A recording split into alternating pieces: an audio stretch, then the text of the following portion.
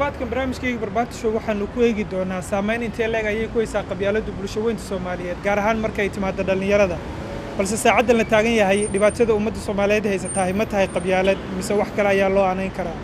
muddahaatan laga joogo sanadii 5 bilood waa goobtii lagu aasaasay ATM ama Anti-Tribalism Movement oo ah Soomaali haddii loo dhigo kacdoonka ka soo horjeedka qabyaaladda fikradaasina waxay ka soo maaxatay Aadan Cabdicasiis Mataan oo isagu ah gudoomiyaha ATM haatan maxaa kugu dhaliyay inaad fikradan la timaad wallahi Cabdikariin oo saaxiib qof kasta oo Soomaali way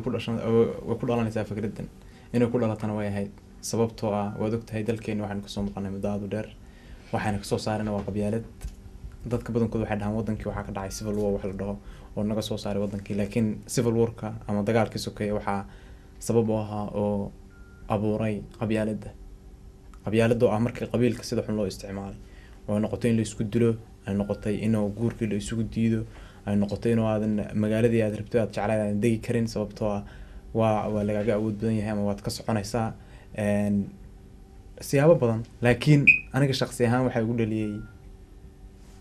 markii aan arkay qabyaaladdu heerka ay leedahay wadankan gudihiisa dhalinyaro yar oo badan baa la shaqeeyaa shaqadeeda caadiga la shaqeyn jiray haddana weli waa la shaqeeyaa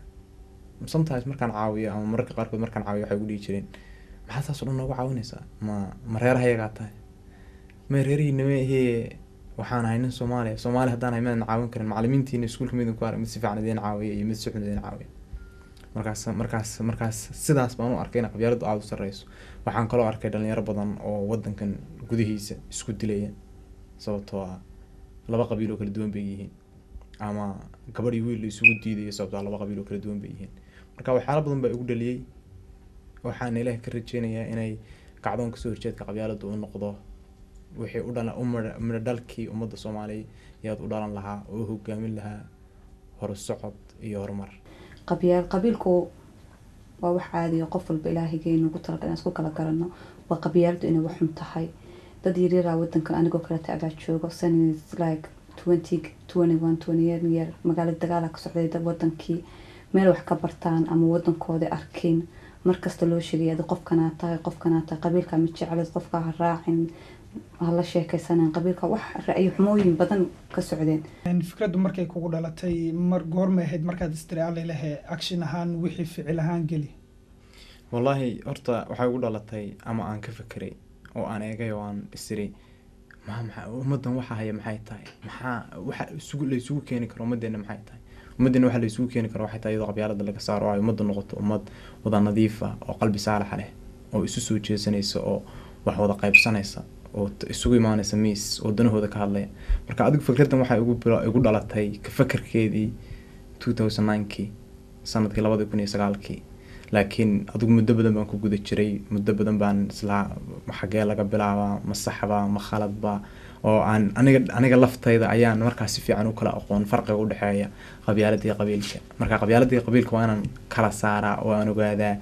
midkeeba mid ah sidee ahaan jireen sidoo dhaqanku ahaan jiray sidee loogu dhaqmi jiray markaan si fiican u fahmay ayaa waxaan go'aansaday inaan ula hor imaado walaaladay oo dhalinyaro badan oo hadda weli ku jira kacdoonka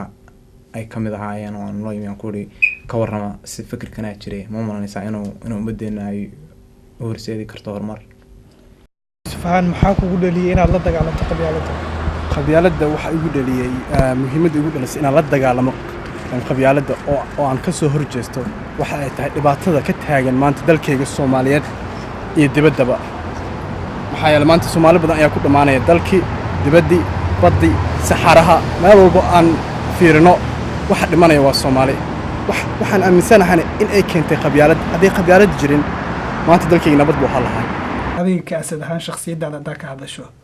maxaad leedahay waad ka kororsatay la shaqeynta dhalinyarada horta sideedaba anigu waxaan isdhahay waxaan moodiyay inaan aqaano farqiga u dhaxeeya qabiilka iyo qabyaaladda balse waxaan ogaaday marka aan ku soo biiray dhalinyaradan fikradaha kala gedisan aan dhageysto meelaha kala gedisan dadweynuhu fikraduhu ay ka soo jeedeen aan dhageystay inaan aad iyo aad uga faa'iideystay farqiga u dhaxeeya qabiilka iyo qabyaaladda taas oo diinteenu ka hadashay logic ahaan haddii loo fikiro ay wax xun tahay marka waxyaabo badan baa ka faa'iido adiga iyo aniga iyo dadka Soomaaliyeed meel kasta arkaysid dhamaantood nin kasta iyo gabadh kasta waxa ka soo jeeda qabiil qabiilkaan anigu ahay iyo ka aad tahay iyo ka gabadhaas tahay iyo ka wiilkaas yahay qofna muu dooran qabiilkiisa ilaahay baa nagu dhaliyay inagoo markaynu qaangaadhnay weynaanay waxaa lana ku dhahay reer hebel baatiin reer hebel baynu ahaanaynaa laakiin qabiilku waa kaas oo qabiilku waa ninkaad ka dhalatay iyo reerkaad ka dhalatay iyo ciddaad tahay cidna ma tirtiri karto ilaahay baana qur-aankiisa ku sheegay inay tahay isku garasho qabiilku laakiinse qabyaaladdu waxa ay tahay sida xun ee loo isticmaalay qabiilkii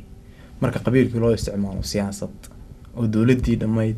ee qaranka dhammayd ee baarlamaankii dadka Soomaaliyeed lagu soo dhiso ama lagu soo doorto qabyaalad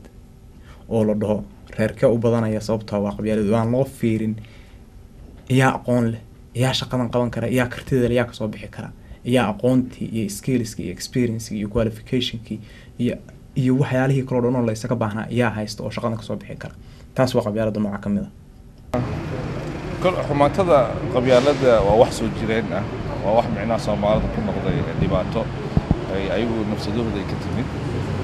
maanta laakiin meesha ay marayso waxaa is leedahay waxay ku soo biishatay dana qaas ah markii la fiiriyo habka qabiilka Soomaalida ay u dhisan tahay ama habka qabyaalada hadda loo isticmaalo waxay ku soo biishatay maamul markii la yiraahdana